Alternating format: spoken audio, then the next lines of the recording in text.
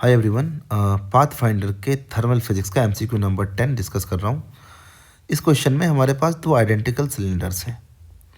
एक में helium gas field है, दूसरे में नाइट्रोजन फील्ड है। दोनों को आइडियल गैस मानना है। दोनों में ही जो वेट है वो इक्वल है। दोनों ही गैस का वेट इक्वल है। वॉल्व के थ्रू ये दोनों ही कंटेनर से आइडेंटिकल बैलून्स लगा दिए गए हैं। तो जैसे इस बैलून को ओपन करेंगे तो gas will begin to fill the balloon. तो क्वेश्चन है कि which balloon will be inflated faster and why. ठीक है, कौन सा बैलून फास्टर रेट से इन्फ्लेट होगा और क्यों होगा।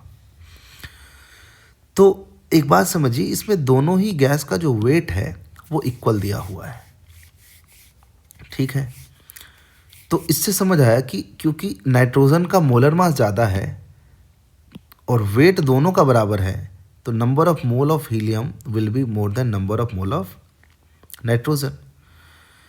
अच्छा, दोनों ही कंटेनर आइडेंटिकल्स हैं तो वॉल्यूम सेम है।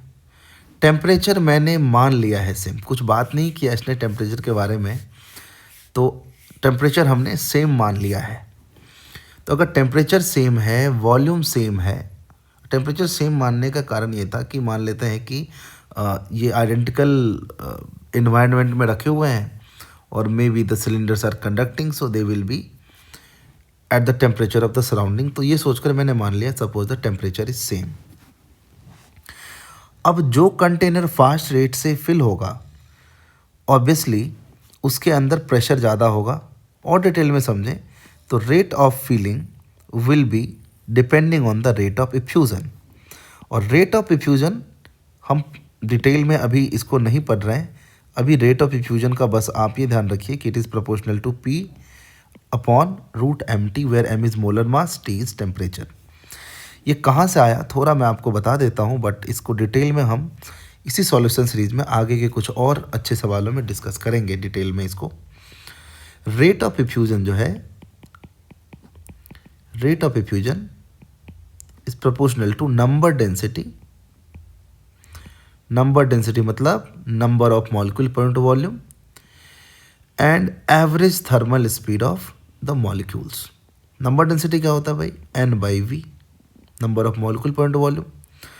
और ये जो स्पीड है दैट इज, आप जानते हैं कि गैस में थर्मल स्पीड जो होता है, थर्मल मोशन के वजह से जो उसका स्पीड होता है that is proportional to root T/m, है ना।